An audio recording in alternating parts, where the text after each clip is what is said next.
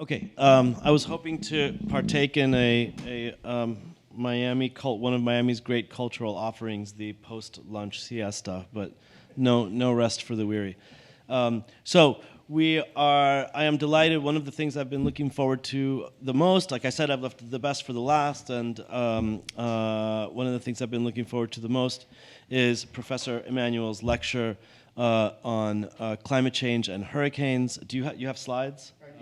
Okay, so delighted to welcome Professor Emeritus of Atmospheric Sciences at MIT, Kerry Emanuel. If you watch NOVA documentaries, which I try to on a fairly regular basis, you may remember Professor Emanuel as the star of one of NOVA's documentary on this exact subject of climate change and hurricanes. Professor Emanuel, please come up to the podium. I think we're about to put your slides up. Thank you very much. Thank you, Mario, and thank you very much for inviting me. And I also extend my thanks to FIU and the Volo Foundation.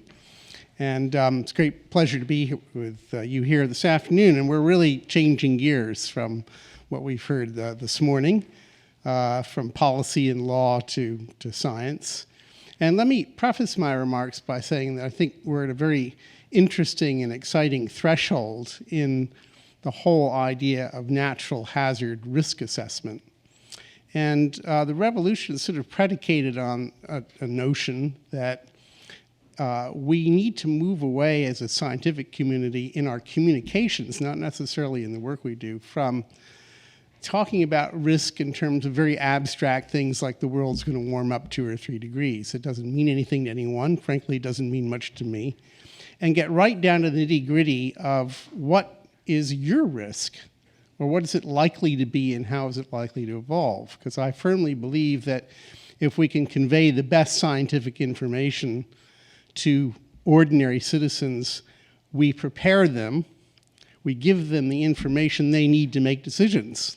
And from that point on, it's their decision as voters, as citizens, nothing to do with us, but we need to provide them the information on which to base that. So I'm going to tell you a little bit of a story about how we do that nowadays in the realm of hurricanes, which I've worked on a lot.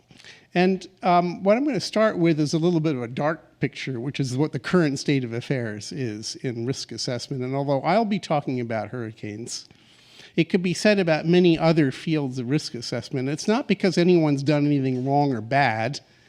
It's because we just haven't had enough history, frankly, to really get a good statistical grip on various threats.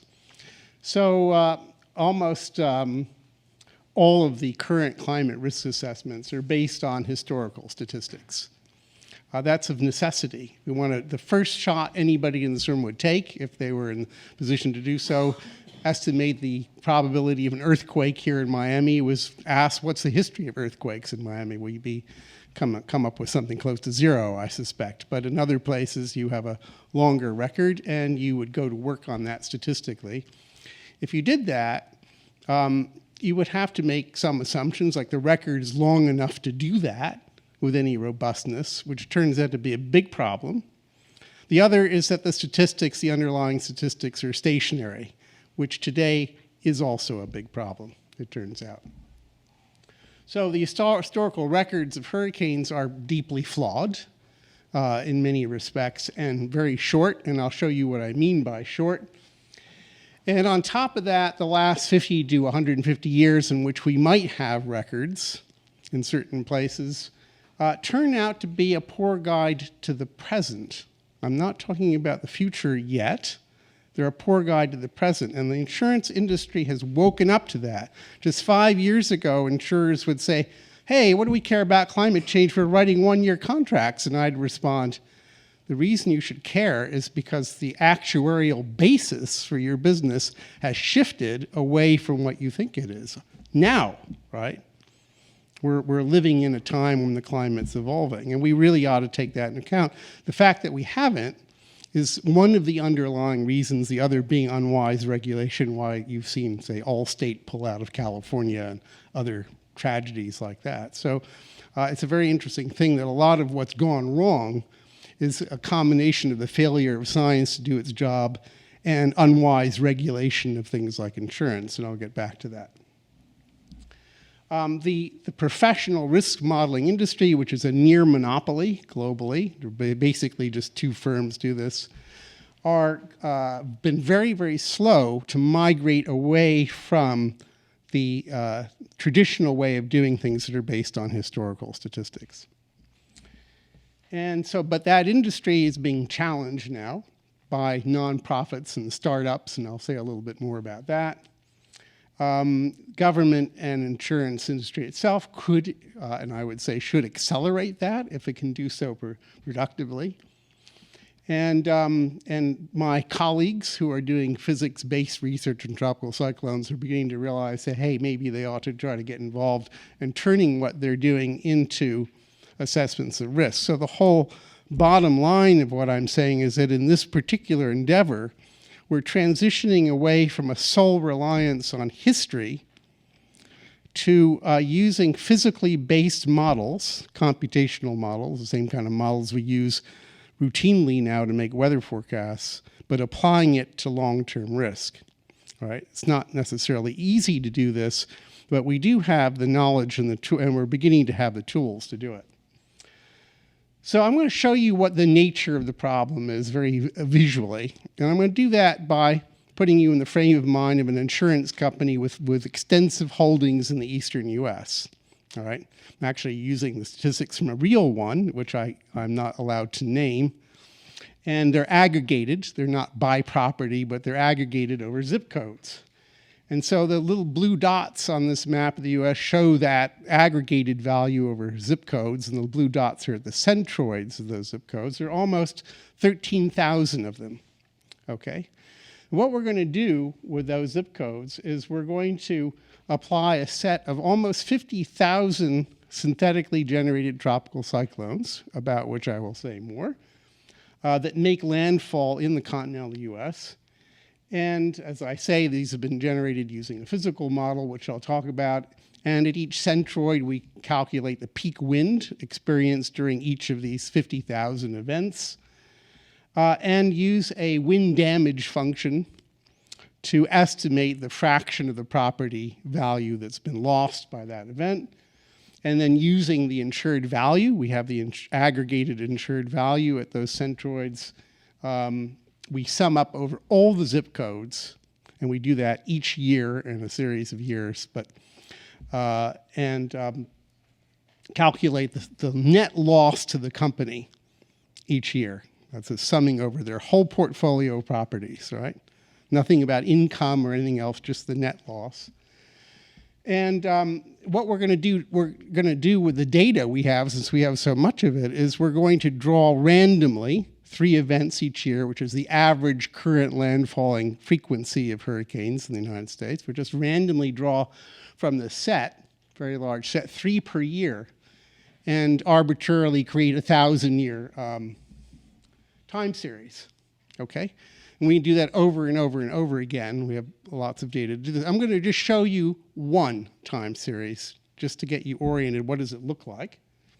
And I'm doing this, by the way, for a stationary climate. We'll talk about climate change in a bit. So here's that graph. It's 1,000 years long. You're assuming everything is stable, the property value database, the climate, everything else. I could show you 1,000 more like this.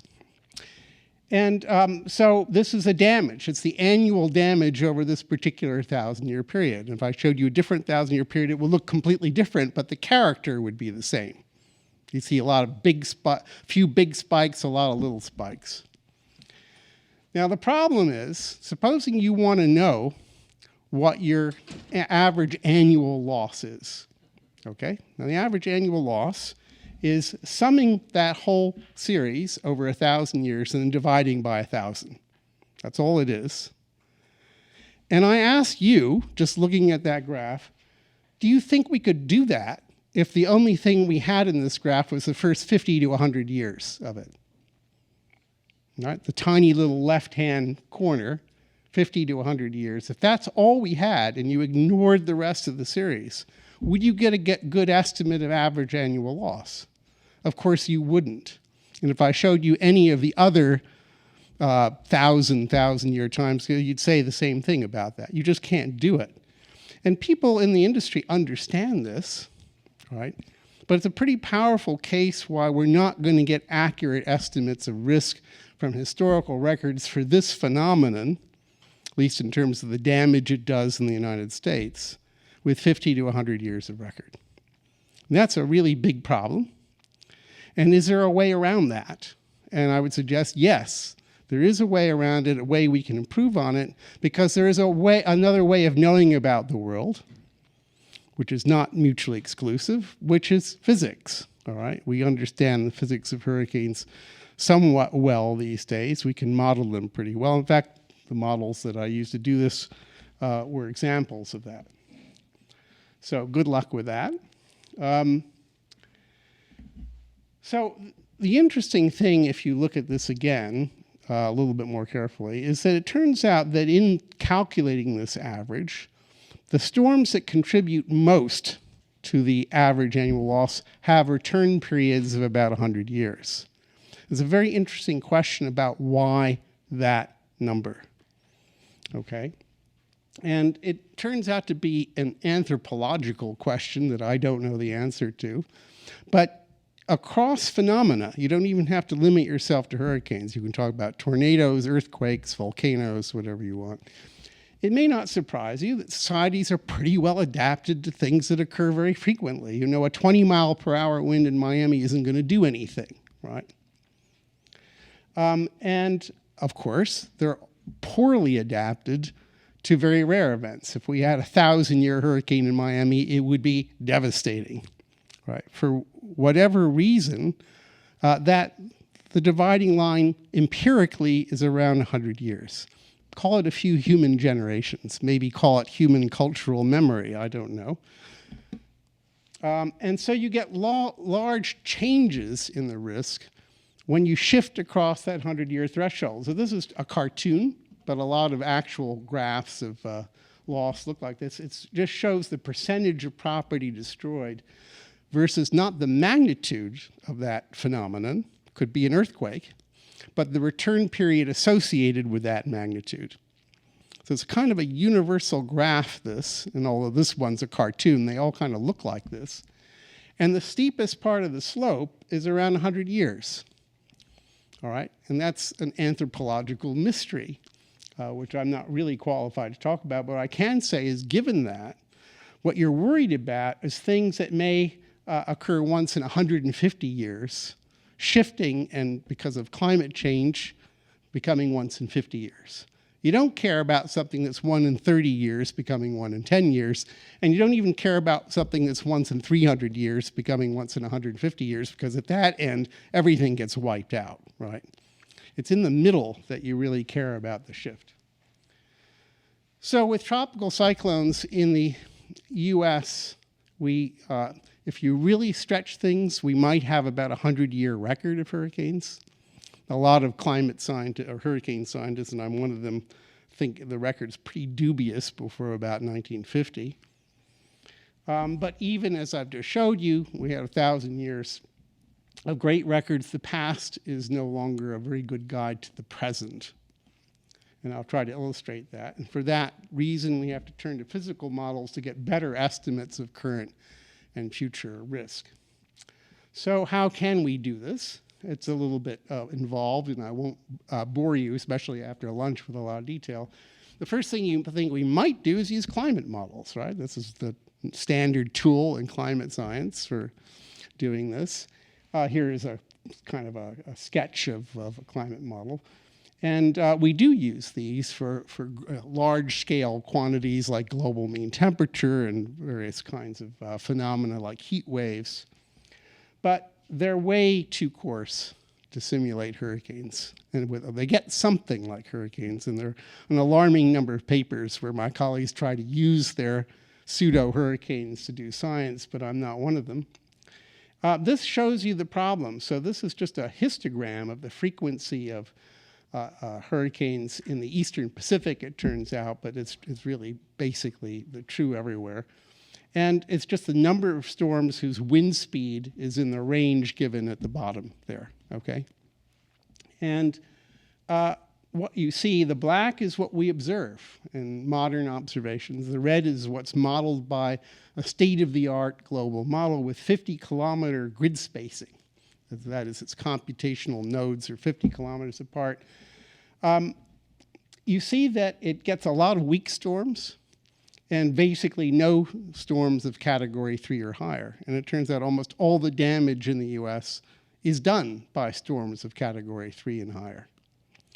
So we can't use global models to simulate the destructive hurricanes. And that's a big limitation. Maybe 15 or 20 years from now, or sooner if there's some kind of breakthrough in quantum computing, I don't know, we'll be able to do this, but right now we can't. So global models don't simulate the storms we're worried about for the most part. What does it actually take? Well, we know what it takes because we can run very detailed models in very small domains under idealized conditions and find out. So this is a sort of state-of-the-art, very small domain model, and you're seeing the evolution over time of the peak wind in the hurricane simulated by that model. That's in meters per second. And there are 4 curves on here. And the difference between the lower 3 curves is the resolution of the model. It's the spacing of the grid points, with a smaller spacing meaning higher resolution. And the light blue line at the top is a theoretical maximum wind speed that you could have if everything is exactly perfect thermodynamically for the storm. And you can see that red curve at 3 3/4 kilometer comes pretty close to that, but the others fall pretty short. So we would conclude from that, if you want to simulate storms well, you got to be down in the few kilometer range, which no global model is, all right?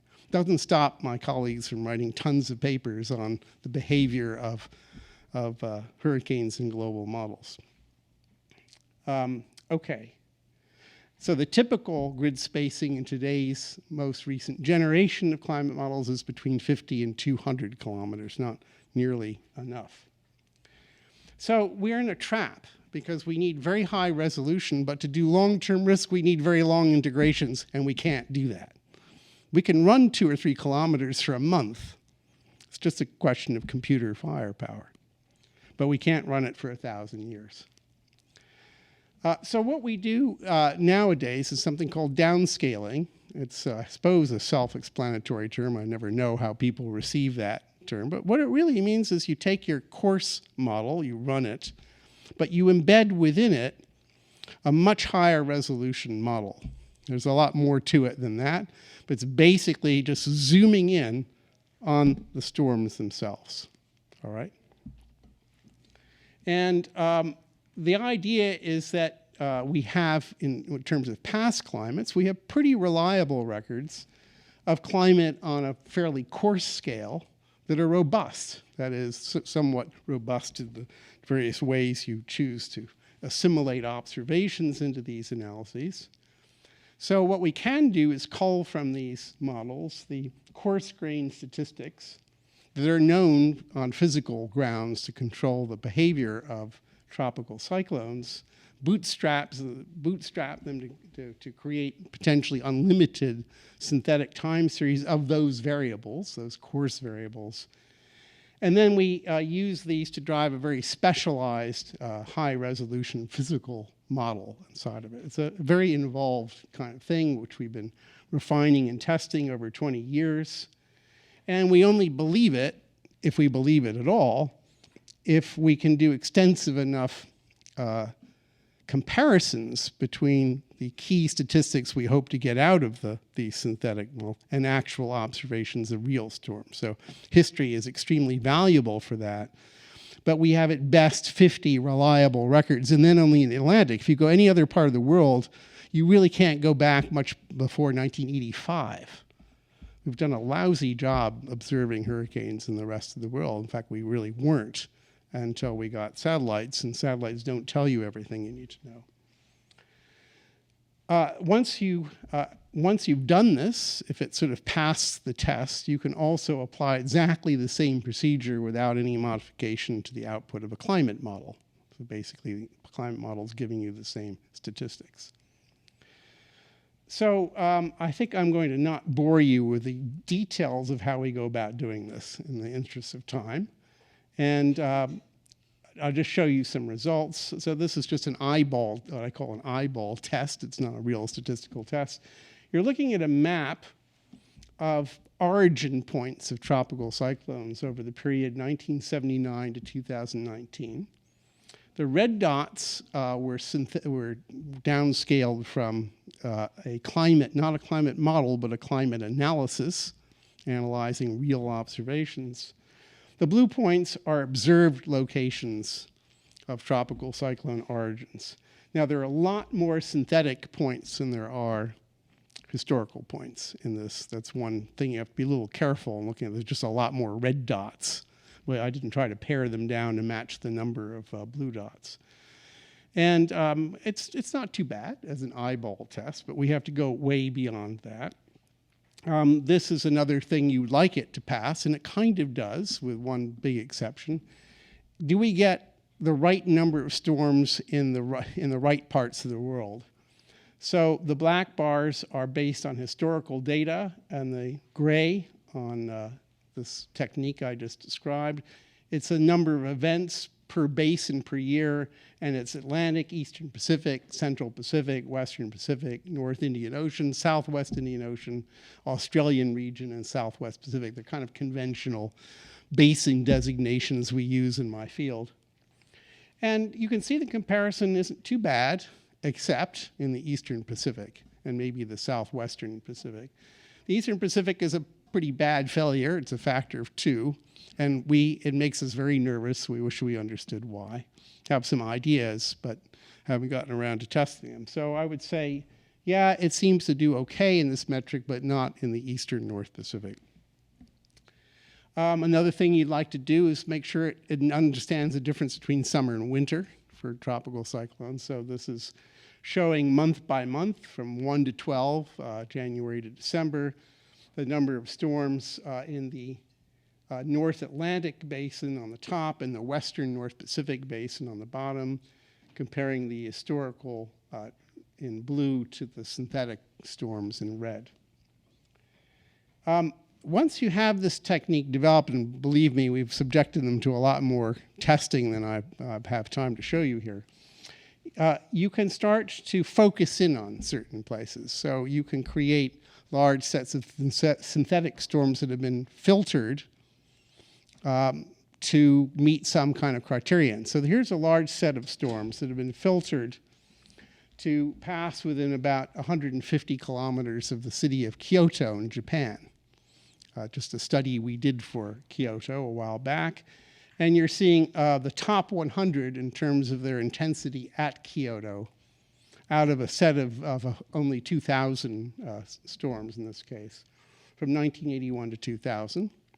You can overlay on that in magenta here historical storms during that period. So you can do lots and lots of different tests. I'm showing you mostly eyeball tests, but we have a lot more numerical ones. Very importantly, and unlike the global climate models themselves, we get the whole intensity distribution. This is just the number of events, in this case in the North Atlantic, whose lifetime peak wind speed exceeds the value you see on the bottom axis. The red is from the synthetic tracks, the blue from historical, and the green bars are an estimate of the sampling error from the fact that you have only a limited number of historical storms. So you sort of want the red bars to be within the sampling error of the blue bars there. And, well, there are a lot of tests. Now, when we apply these to the future, if we do this globally, we see what climate scientists had already concluded, including myself, that the high-intensity storms tend to increase as you warm the planet. So this is a time series going from the year 1850 to 21 something or other, I've forgotten what. And the blue is driving this downscaling with historical climate data, and as codified in a set of 9 current generation global models. So we downscaled each of those 9 models. The blue, heavy blue curve shows the multi-model mean, and the shading shows the scatter among the models. So there's uncertainty even in modeling the historical period. Uncertainty is always with us, and it's terribly important but horribly difficult to communicate. I'll get back to that in a minute. The red is from a set of experiments with the climate models in which it's a pure CO2 experiment. There are no other influences like sulfates, for example. So they're increasing CO2 concentration at a rate of 1% per year. I arbitrarily start that, I think, in 1970. The model is silent about when you start. It just, you start from some point and you go forward. Same deal, the bold curve is the multi-model mean. The shading is the scatter, which is large and gets larger, not surprisingly, as you go further into the future. We are seeing this in observations. This is from my colleague Jim Cosson, based upon a very detailed analysis of satellite estimates of storm intensity from 1979 to 2017. You're looking at the proportion of hurricanes that were major hurricanes, category 3 and higher. And that proportion, as was predicted way back in 1987, that proportion is going up over time. So we're beginning to see the traces of the expected signal in the actual data. Now, going back to the synthetic techniques, you can do a lot of detailed work. So this is a map that used 8 of the most current, or the current generation of climate models, showing what we call the 100-year peak wind. That is the wind speed whose annual probability is 1%. That's what literally what a return period means. 100 years means 1% annual probability. And it's at the centroid of each county in the United States, although we didn't bother with the far western United States that doesn't have hurricanes. And you'll notice the color scale there. I keep switching units, and that's my sloppiness, because I borrow slides from different talks. That's in the quaint nautical unit of knots, nautical miles per hour. Sailors will know what that is. It's a little bit more than a statuette mile per hour. So you can see where we're sitting here. It's orange. You're sort of in the range of 100 knots. That's as if you were literally located at the center of this county, Dade County. You would expect at that point to experience a 100-knot wind maybe once in 100 years, something like that. Now we're doing exactly the same models, but run forward under a fairly high emissions scenario, and forward in time. And we're looking at the period 2070 to 2100, and you can see that that 100-year wind goes up rather substantially, which is something that we worry about. Now, this is, again, using the multi-model mean is what you're seeing here. It's a little hard to convey the uncertainty in a particular plot like this, but the uncertainty is there, and I'll come back to that. So if you compare this to that, the color scale is the same. You can see that Gulf Coast, Florida, and places you expect to see hurricanes, they generally become stronger. But one thing that people don't pay nearly enough attention to, although they're beginning to in my field, is rain, all right? Rain's kind of boring. You know, the Weather Channel will send its reporters out to try to stand up in a 100-knot wind somewhere on the beach, and they get a lot of viewers who love that. But they don't send a lot of reporters to stand out in a rainstorm. It doesn't make good viewing, right? But we have it backwards in a way because water is the big killer. It's you know, nobody disputes this. It's everywhere you look in the world, it's true. I'm going to show you U.S. statistics for this. But these are U.S., not a very nice slide to look at, I know. U.S. hurricane fatalities, 1963 to 2022 by source. The dark blue is storm surge. A storm surge is the big killer. It's a phenomena whose physics is identical to that of a tsunami, except that it's driven by wind rather than shaking seafloor. It's a big killer.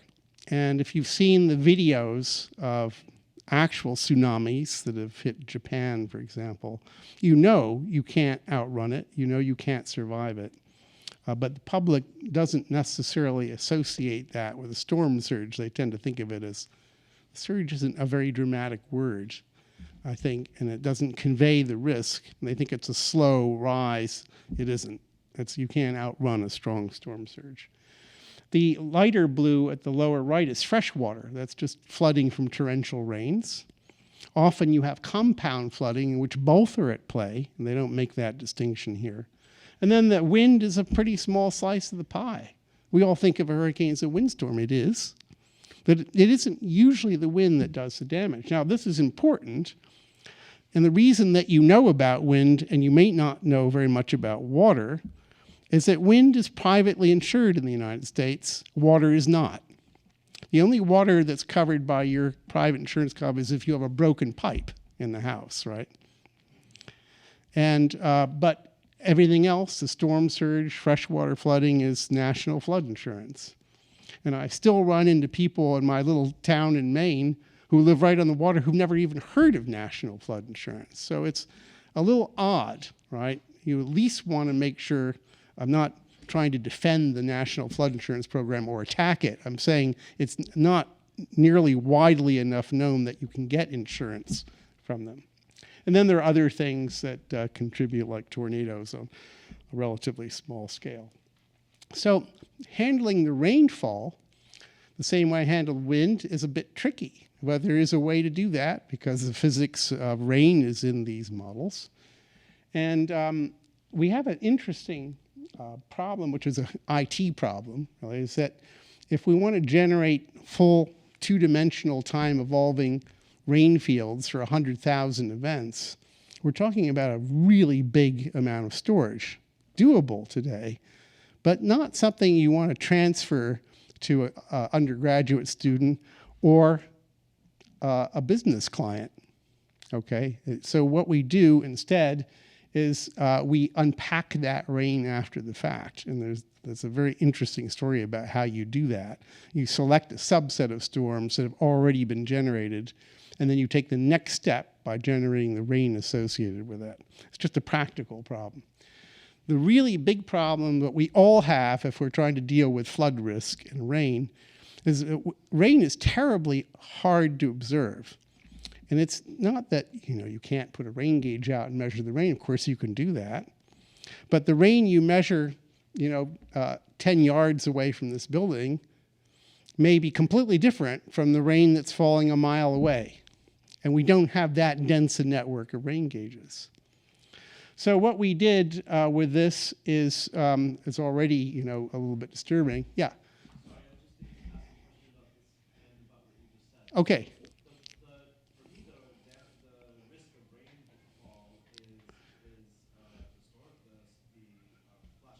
Absolutely. Yes. Yeah, there is. But you have to be very dedicated to it. I'll tell you, we actually did that for MIT, the campus, where I worked until very recently. That is, MIT had to go deep into its archives, very, very deep, to find its map of storm drains. Okay? It did. Now, it's far from my expertise, but MIT has some really good hydrologists who model the flow of water through drains, through storm sewers, over and around and down rivers, through classrooms. I could have showed you a video that this guy made, a synthetic video of water going through a classroom at MIT. I think the modeling at that level. The problem is, models are models. They're usually wrong at some level. And you want to know how wrong they are by comparing them to observations. With wind, it's already challenging. With rain, it's really hard. Now, one thing you could do is forget the rain, let the rain drive a flood model, and then compare the output of the flood model with observations of flood levels, for example. We have done a fair bit of that as well. I'm just showing you the rain part of it here. The point is, this is just long-term deduction of, let's call it rain risk. We haven't turned it into flood. It's the annual exceedance frequency again, the number of events that exceed the frequency that you see on the bottom axis. The red dots are from radar. They're direct historical radar estimates of rainfall. The blue dots are also historical observations, but they're from rain gauges. Now, at high frequency, over on the right-hand side, they agree pretty well. But when you get to lower frequencies, they diverge. What's happening? Well, you can talk until you're blue with radar specialists and rain gauge people, and they'll tell you different stories. One thing is that when the wind's blowing hard, rain doesn't necessarily go into the gauge at the same rate that it would if it weren't. That's sort of intuitive.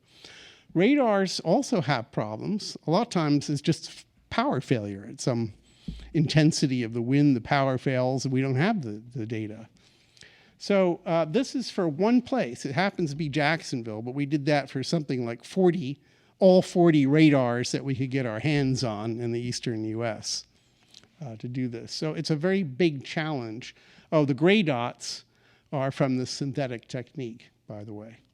But I'm just really putting this up here to show you how hard it is to do that exercise. Very, very important. We're always trying to think of new ways. Just to get a feeling for it, this is the storm total rainfall from a synthetic event that looked a bit like Harvey that devastated Houston. So it came in, that black line with the red dots is the track of the center of this cyclone. It came in from the southeast, stalled next to Houston, had one look at the city, thought better of it, went back out to sea, this particular storm, all right? But it left a lot of rain, upwards of 50 inches of rain. This is a very rare event. This is one of the top events of the large set of events, from this particular exercise. Just to give you a feeling for what the storm total rainfall looks like for one of these storms. And when we can do the same thing, and this is a really massive computational exercise, we do the same thing for the centroid. By the way, the centroid of a county isn't very useful, except to illustrate this technique. You wouldn't do that if you were actually trying to do a real risk estimate. You want to do a population weighted something or other.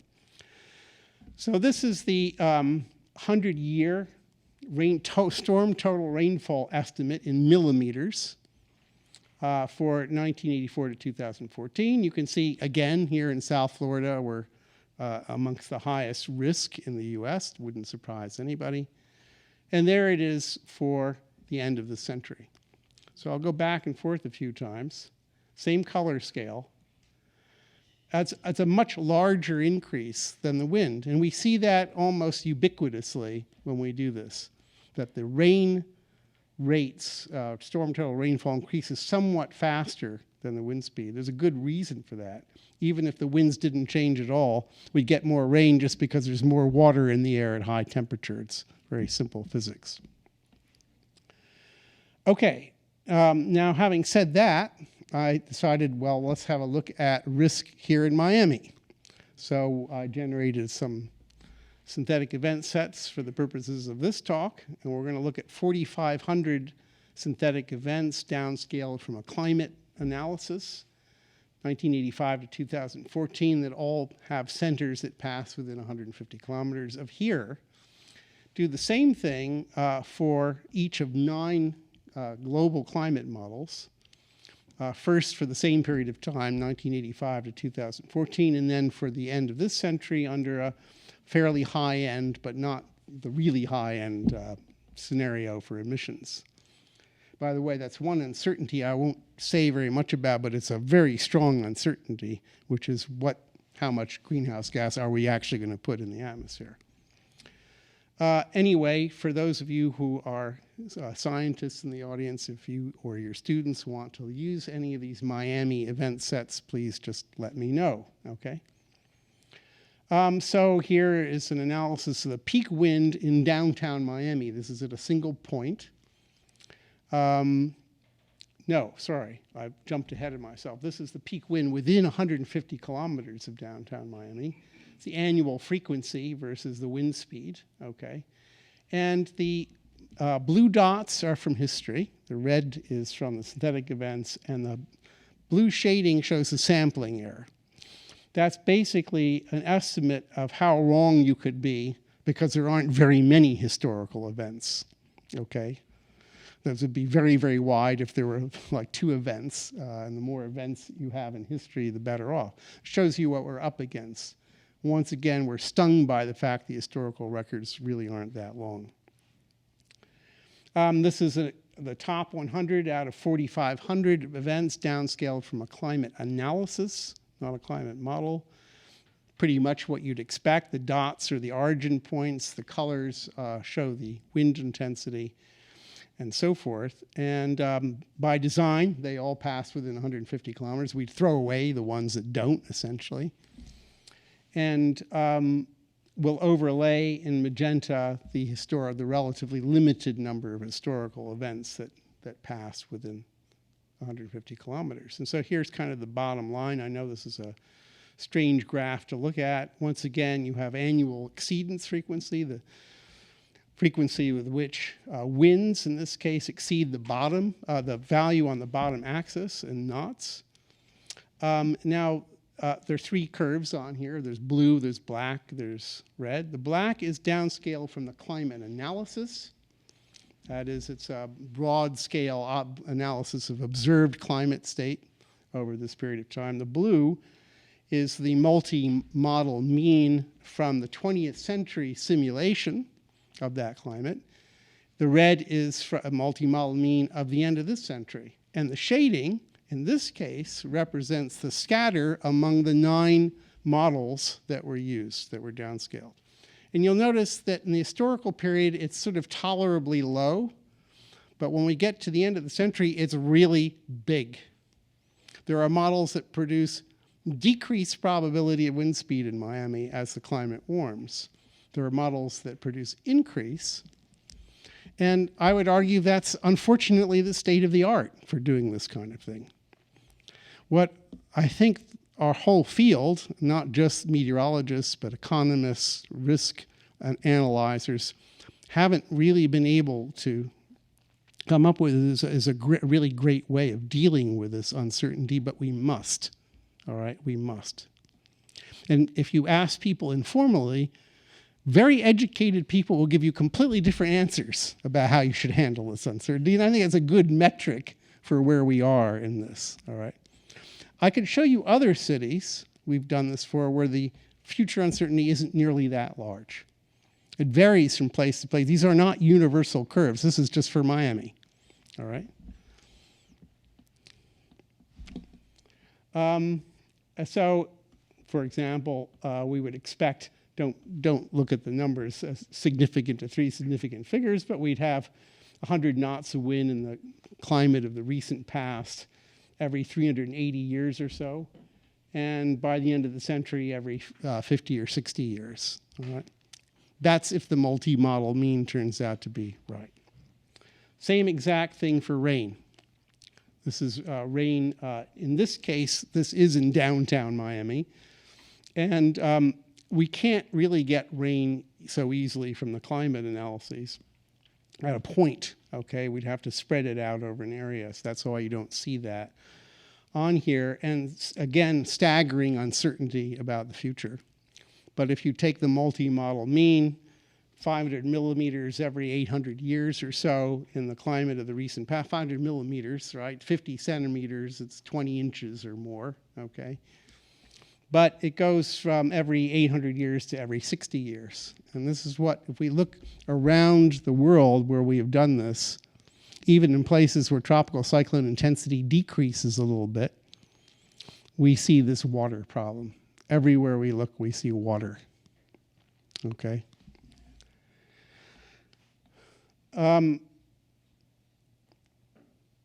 So now we're going to try to see whether we can use this kind of technique in a somewhat hypothetical exercise to do what we really want to. One of the things we really want, not the only thing, is economic risk.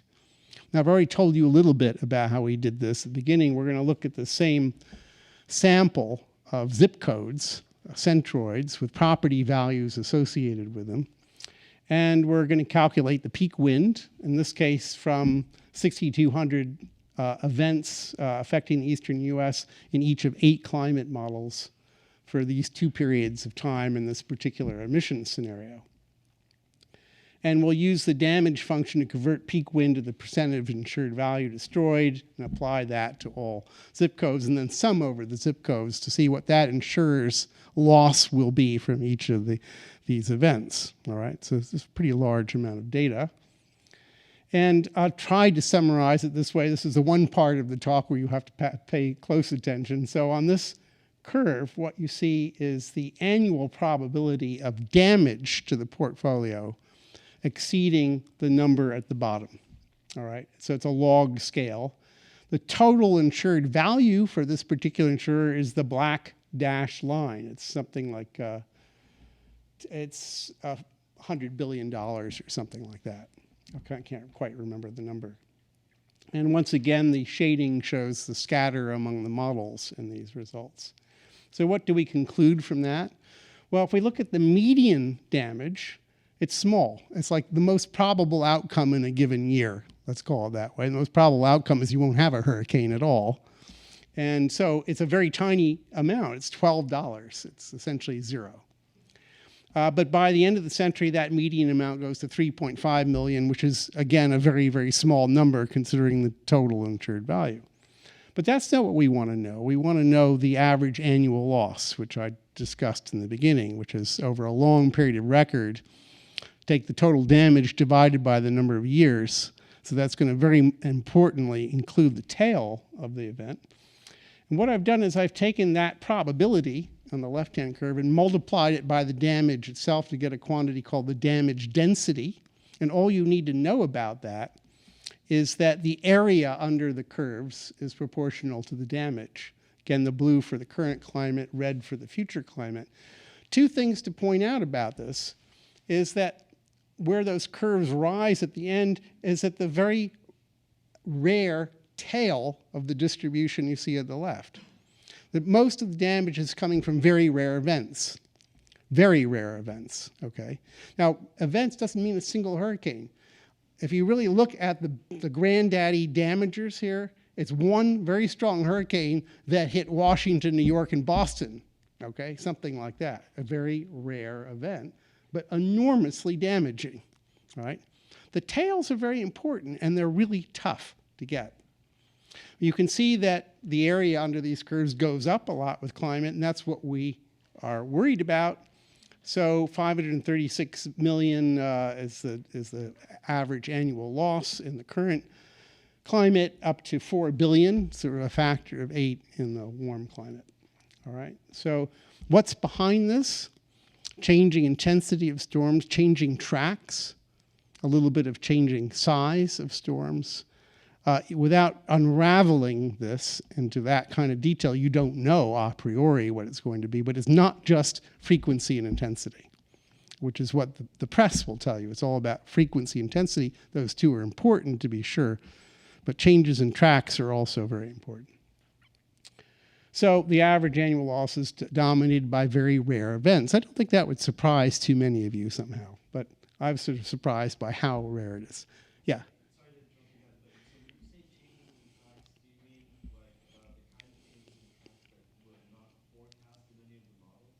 No, they were forecast by these models or predicted, yeah.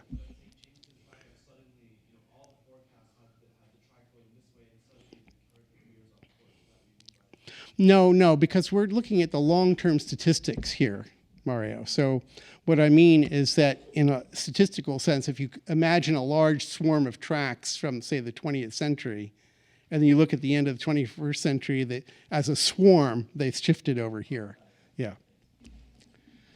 So I'm going to conclude by saying that at the end of the day, I think we have to work harder to make climate change local, all right? I've been saying this for 20 years. All climate change is local in the sense that all politics is local. At the end of the day, what it means to a business or a family is what's going to happen in my neighborhood, okay? And what happens in the world is important, but it's somewhat abstract. And so we really like to try to do this. Now, of course, the more you make things local, the more uncertainty there is associated with that. So how do we go about doing that?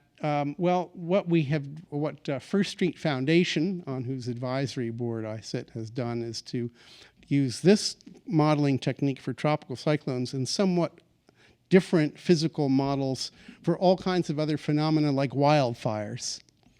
And literally calculated in the statistical sense or made an estimate of the damage done to each property in the United States. When they set out to do this 8 years ago, I said, that's impossible, you can't do that. It's not impossible technically, it's impossible computationally. I never thought they'd be able to do it, but they did do that. And I'll show you what their own website is, but they've also ganged up with real estate clearinghouses like Realtor.com and Zillow and so forth. So this is a completely arbitrary exercise, but I went to Realtor.com and I found a property in Hilton Head, nothing to do with me. I have no idea who lives here. It was for sale, just a random choice. If it's your house, I apologize. And it's sort of near water, as anything in Hilton Head would be. It's sort of near an inland little pond or a lake there. And you see all the things that you would normally see. It's a pretty expensive house. It's $750,000. And it tells you what you expect to see, what the mortgage rates would be or the rent or something like that when it was built. And then all sorts of other, if you start to drill down, when are open houses, property details. But notice that there's a column that didn't exist until recently called environmental risk. All right, so this is telling a potential buyer what is the likelihood that this, that, or the other thing would happen. And it tries to summarize things in one number, which I happen to not like, but they do that. So in this case, it's a 6 out of 10 flood risk. Now, of course, you'd have to read on to know what they mean by that, but they mean it's a pretty serious risk, I suppose. So if you do drill down further on the same web page, you'll see a little bit more what they mean. You can plug in the likelihood that there will be a certain amount of water in this house within 15 years, and then look at how that evolves over time. All right, so it's a first attempt to bring climate risk, I think, down to the level of individual property. Is it perfect? No. All right, I would put a lot of uncertainty in that number. One of the little internal quarrels I have with them every time there's a board meeting is, where are the error bars on this, right? And the problem, which everyone faces in any kind of risk, is the stress between wanting to do an honest job of the whole picture, which includes the uncertainty, with not getting so complex that people just can't understand it anymore. And that's a very, very tough thing, and I have no idea how to do that. I think there are people in this room who've probably studied that a lot. I don't know. This is what these guys did. I think the appropriate thing is to give the simple numbers up front, and then if you want to drill down, at least at that point, allow for there to be a probability distribution, because it's broad. It's typically very broad for the future, at least. It's broad. They've done this for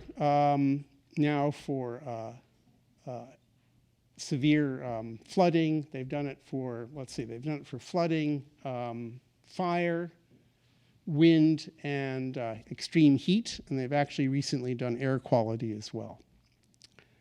So let me finish up. I hope there'll be some time for questions. Are we doing okay, Mario? Okay, good. We're moving away from a sole dependence on flawed and way too short historical data in assessing climate risks and weather-related hazards using physical modeling. I emphasize the most important, in my view, the most important aspect of it is a better assessment of current risk. I've been talking most recently about future risk. I think we need to do a much better job with current risk, which is not the same as past risk. That's the point. That's why climate change is important to the insurance industry, among others. Government, insurance industry, research labs, and institutes of higher education are crucial to this. We can't regard climate change as a problem from the future. It's happening. It's already changed the statistics tangibly in many places for many phenomena. And we're just beginning to fill in the large gap, I think, between current practice and what's possible. Thank you, and I'll take questions.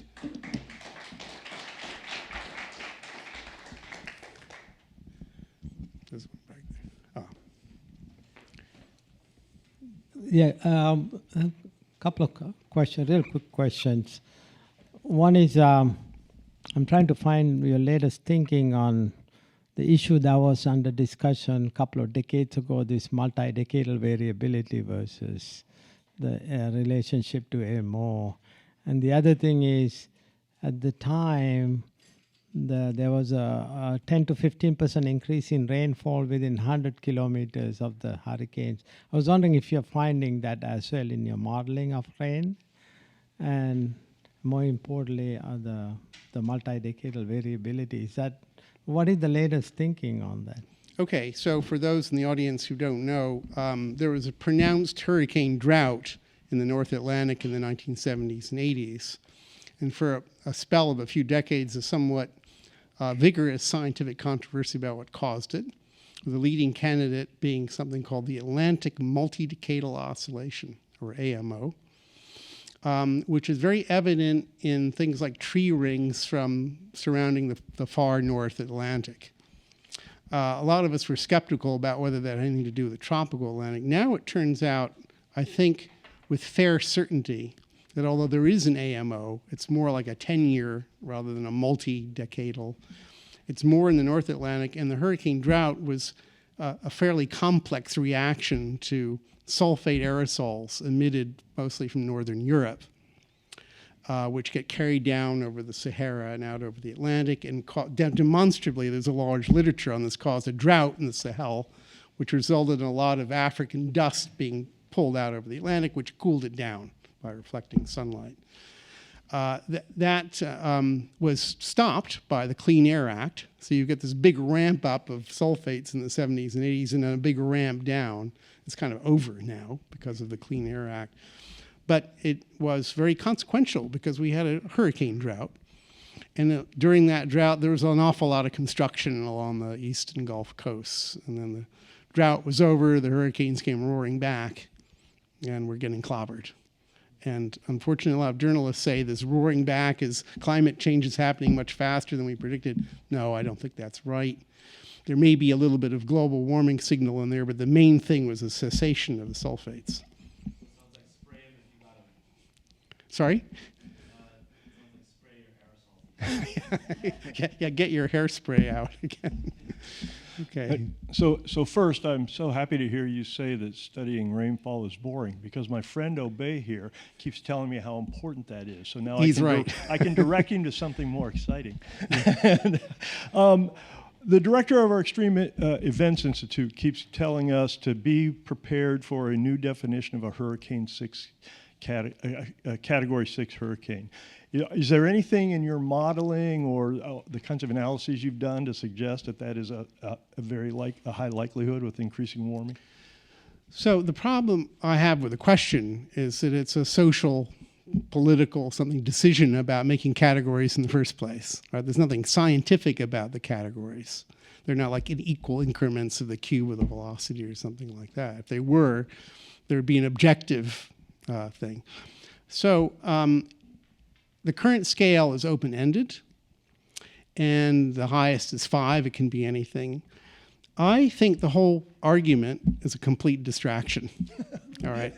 Because what we should be worried about is water, not wind per se. And I have been railing against Saffir-Simpson for a long time because it is not a human-oriented scale. It's not a measure of threat.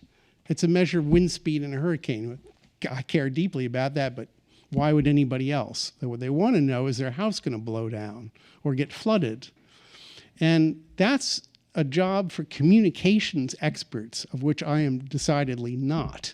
But I think we need the social scientists to tell us what's the most effective way to communicate this information, such as we have, to risk managers, emergency managers, people who have to decide on evacuations, and people on the street. And I'm just nowhere near intelligent enough to answer that question. Yeah. When you come up with a more complex way to communicate, it doesn't go through. I mean, if they had one, they would have done it by now. In Saffir-Simpson, no matter what is simple to communicate, despite its problems, they've tried to come up with other scales, incorporating flood and so on, but it's just difficult to communicate it.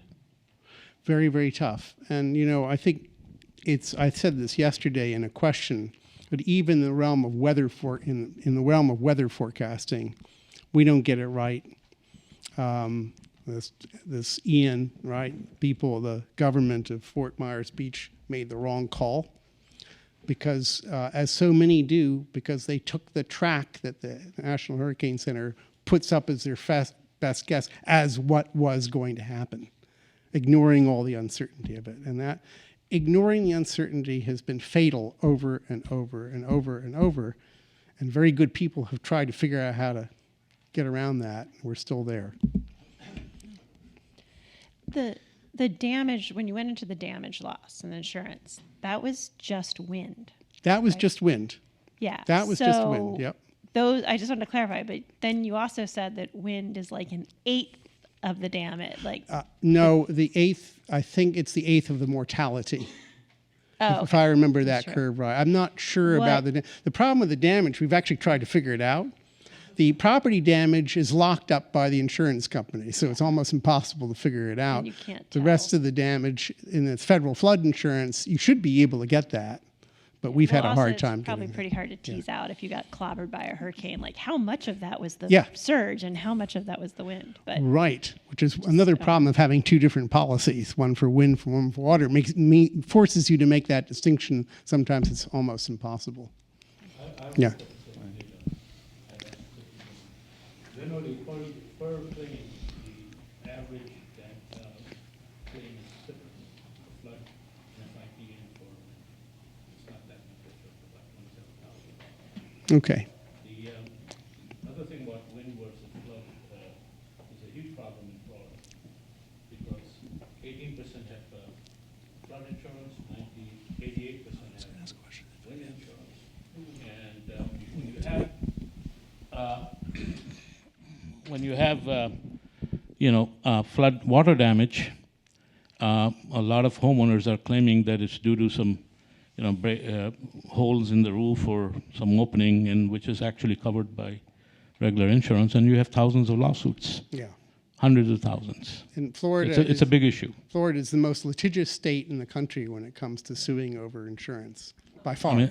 So if modeling can sort of separate the two sources, which hasn't happened, which is extremely difficult, that would be a big breakthrough. Sure. Yeah. I really enjoyed this presentation, by the way. It was fantastic.